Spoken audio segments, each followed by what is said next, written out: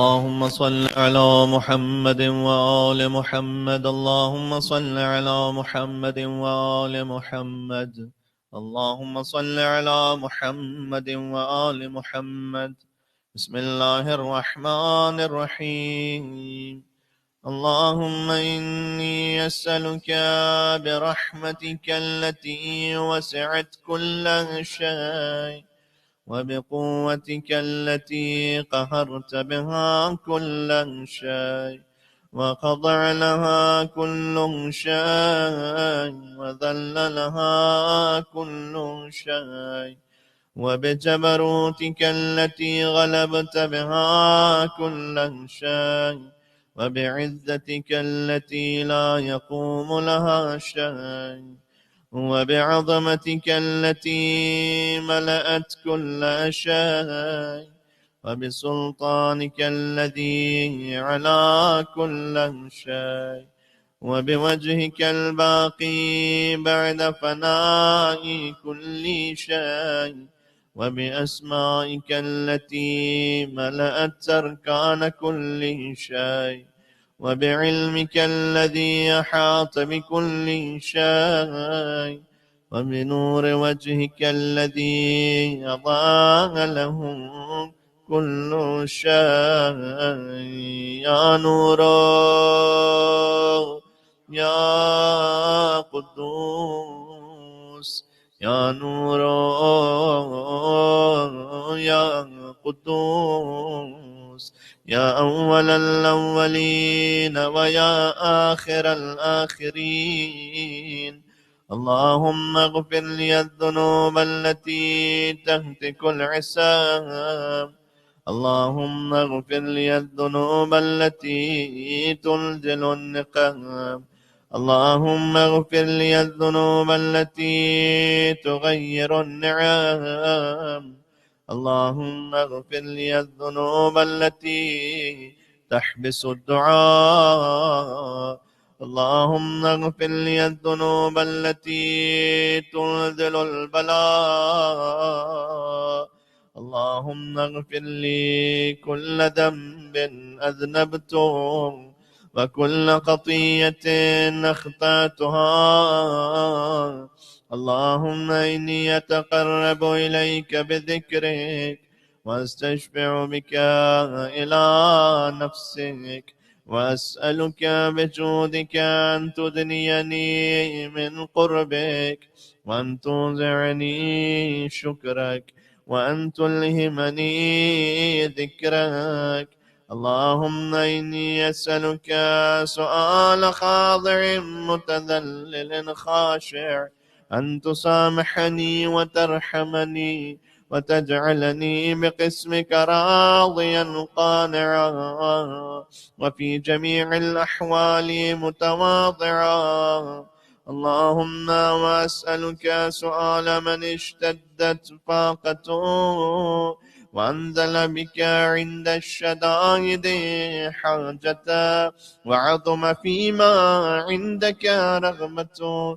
اللهم عظم سلطانك وعلى مكانك وخفي مكرك وظهر أمرك وغلب قهرك وجرت قدرتك ولا يمكن الفرار من حكومتك. اللهم لا أجد لذنوبي غافرا ولا لقبائحي ساترا ولا لشيء من عملي القبيح بالحسن مبدلا غيرك. لا إله إلا أنت سبحانك وبحمدك ظلمت نفسي ظلمت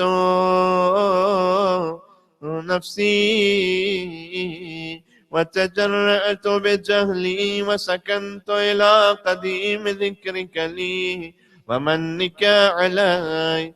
اللهم مولاي كم من قبيح سترت وكم من فادح من البلاء أقلت وكم من عثار وقيتا، وكم من مكروه دفعتا، وكم من ثناء جميل لست أهلا له نشرتا. اللهم عظم بلائي وأفرت بي سوء حالي، وقصرت بي أعمالي، وقعدت بي أغلالي، وحبسني عن نفعي بعد آمالي، وخدعتني الدنيا بغرورها، ونفسي بجنايتها ومثالي. يا سيدي فأسألك بعزتك ألا يحجب عنك دعائي سوء عملي وفعالي، ولا تفضحني بخفي ما اطلعت عليه من سري، ولا تعاجل لي بالعقوبة على ما عملته في خلواتي من سوء فعلي وإساءتي ودوام تفريطي وجهالتي وكثرة شهواتي وغفلتي. وكن اللهم بعدتك لي في كل الأحوال رؤوفا، وعلي في جميع الأمور عطوفا.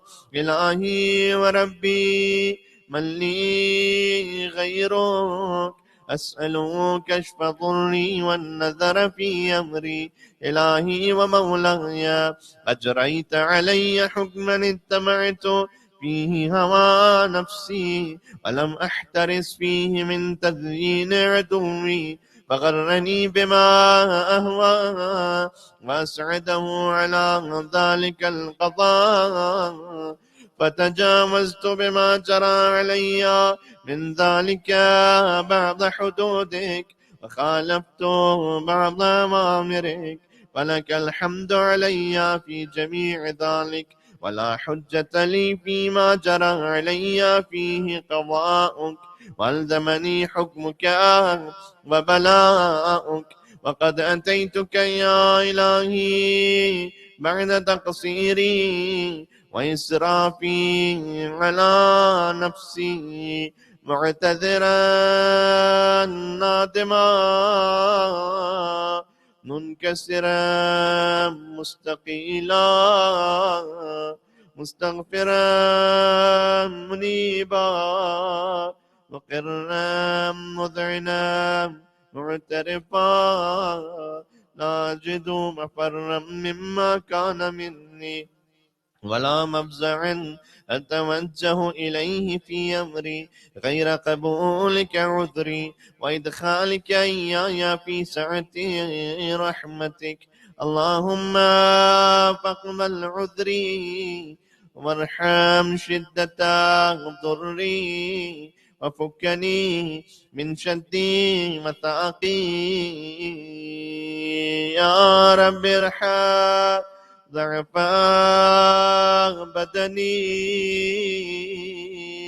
يا رب ارحم ضعفا بدني، ورقة جلدي ودقة عظمي. يا من بدأ خلقي وذكري وتربيتي وبري وتغذيتي، أبني لابتداء كرمك وسالف برك بي. يا إلهي وسيدي وربي، أتراك معذبي بنارك بعد توحيدك، وبعد ما انتوى عليه قلبي من معرفتك، ولهج به لساني من ذكرك، واعتقده ضميري من حبك، وبعد صدق اعترافي ودعائي خاضعا لربوبيتك. هيهات أنت أكرم من أن تضيع من ربيته، أو تباعد من أثنيته، أو تشرد من ناويته، أو تسلم إلى البلاء من كفيته ورحمته. وليت شعري يا سيدي وإلهي ومولاي أتسلط النار على وجوه خرت لعظمتك ساجدا، وعلى ألسن نطقت بتوحيدك صادقا وبشكرك مادحا، وعلى قلوب اعترفت بإلهيتك محققا، وعلى ضمائر حوت من العلم بك حتى صارت خاشعة، وعلى جوارح سعت إلى أوطان تعبدك طائعة، وما شارت باستغفارك مذعنا.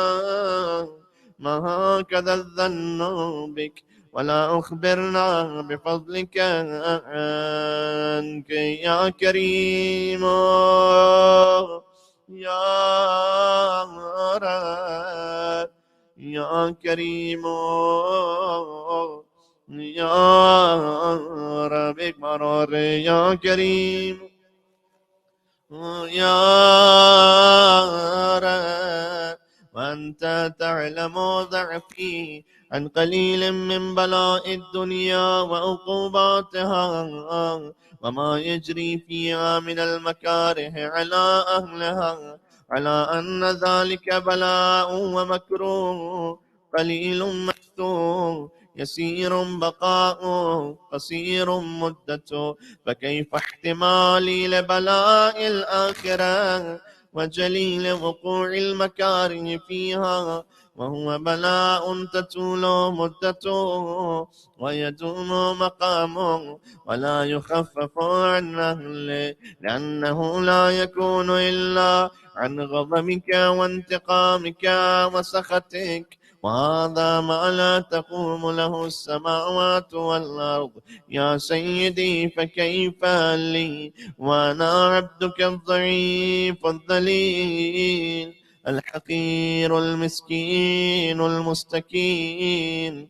يا إلهي وربي وسيدي ومولاي، لأي الأمور إليك أشكو ولما منها أضج وأبكي، لأليم العذاب وشدته أم لطول البلاء ومدته، فلئن صيرتني للعقوبات مع أعدائك وجمعت بيني وبين أهل بلائك وفرقت بيني وبين أحبائك وأوليائك، فهبني يا إلهي وسيدي ومولاي وربي. صبرت على عذابك فكيف أصبر على فراقك، وهبني صبرت على حر نارك فكيف أصبر عن النظر إلى كرامتك، أم كيف أسكن في النار ورجائي عفوك.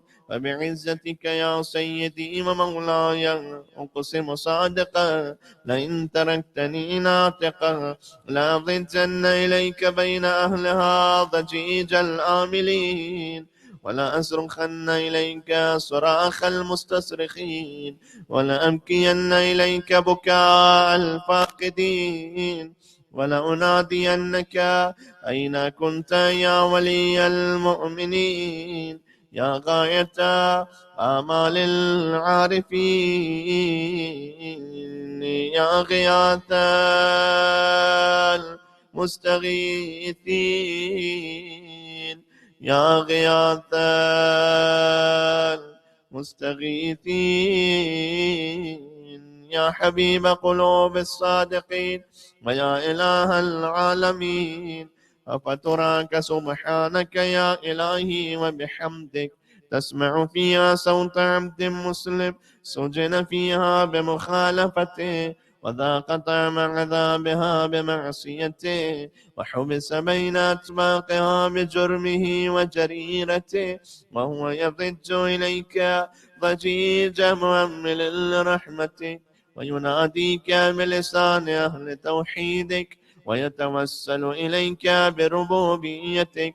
يا مولاي، وكيف يبقى في العذاب وهو يرجو ما سلف من حلمك، أم كيف تؤلمه النار وهو يأمل فضلك ورحمتك، أم كيف يحرقه لهيبها وأنت تسمع صوته وترى مكانه، أم كيف يشتمل عليه زفيرها وأنت تعلم ضعفا، أم كيف يتقلقل بين أتباقها وأنت تعلم صدقا أم كيف تزجره زبانيتها وهو يناديك يا رب أم كيف يرجو فضلك في إدقه منها فتتركه فيها هيهات ما ذلك الظن بك ولا المعروف من فضلك ولا مشبه لما عاملت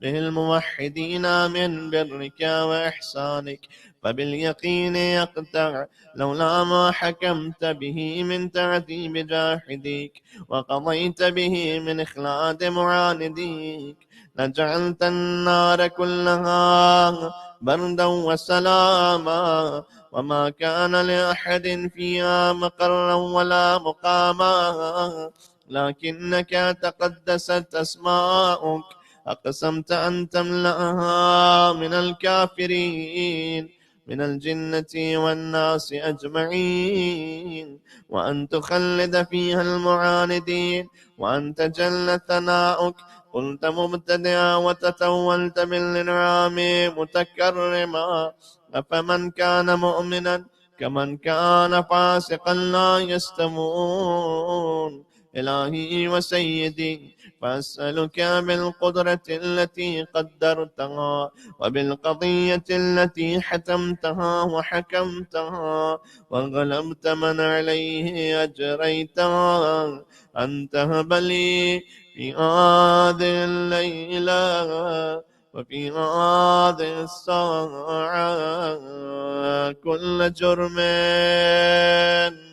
أجرمته وكل ذنب أذنبته وكل قبيح أسررته وكل جهل عملته كتمته أو أعلنته أخفيته أو أظهرته وكل سيئة أمرت بإثباتها الكرام الكاتبين الذين مكنتهم بحفظ ما يكون مني وجعلتهم شهودا علي مع جوارحي وكنت أنت الرقيب علي من ورائهم والشاهد لما خفي عنهم وبرحمتك أخفيت وبفضلك سترت وأن توفر حظي من كل خير أنزلت أو إحسان فضلت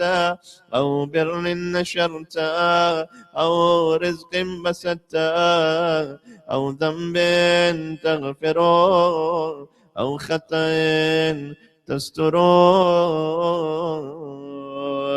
يا ربي يا ربي ماشي يا ربي يا ربي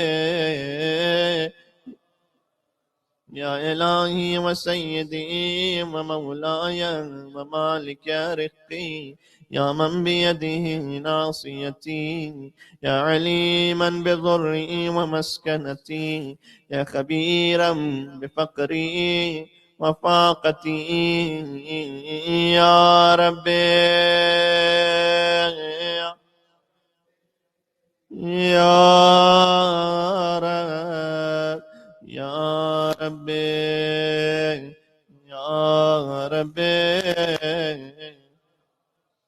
أسألك بحقك وقدسك وأعظم صفاتك وأسمائك أن تجعل أوقاتي من الليل والنهار بذكرك معمورا وبخدمتك موصولا وأعمالي عندك مقبولا حتى تكون أعمالي وأورادي كلها بردا واحدا وحالي في خدمتك سرمدا يا سيدي يا من عليه معولي يا من إليه شكوت أحوالي يا آخري يا رب دعائكم القاي يا رب يا رب يا رب يا ربي قو على خدمتك جوارحي واشدد على العزيمة جوانحي وهب لي الجد في خشيتك والدوام في الاتصال بخدمتك حتى أسرح إليك في ميادين السابقين وأسرع إليك في الباردين واشتاق إلى قربك في المشتاقين وأدنو منك دنو المخلصين وخافك مخافة الموقنين واجتمع في جوارك مع المؤمنين. اللهم ومن أرادني بسوء فأرد ومن كادني فكد واجعل لي من أحسن عبيدك نصيبا عندك وأقربهم منزلة منك وخصهم زلفة لديك فإنه لا ينال ذلك إلا بفضلك وجد لي بجودك وعتب علي بمجدك واحفظني برحمتك واجعل لساني بذكرك لهجا وقلبي بحبك متيما ومن علي بحسن إجابتك وأقل لي عثرتي واغفر زلتي فإنك قضيت على عبادك بعبادتك وأمرتهم بدعائك وضمنت لهم الإجابة فإليك يا ربي نصبت وجهي وإليك يا ربي مددت يدي فبعزتك استجب لي دعائي وبلغني منايا ولا تقطع من فضلك رجائي واكفني شر الجن والإنس من أعدائي يا سريع یا سریع ایک مرتبہ اور زمزمہ کریں گے یا سریع اغفر لمن لا يملك الا الدعاء بخش دے اس کے پاس دعا کے سوا کچھ نہیں ہے فإنك فعال لما تشاء تمام مریضوں کی شفا یابی کے لیے یا من اسمه دواء وذكره شفاء وطاعته غنى يرحم الرأس ماله الرجاء وسلاحه البكاء يا سابغ النعم يا دافع النقام يا نور المستوحشين في الظلام يا عالما لا يعلم صل على محمد وآل محمد وافعل بما أنت أهله وصلى الله على رسوله والأئمة الميامين من أهله وسلم تسليما كثيرا.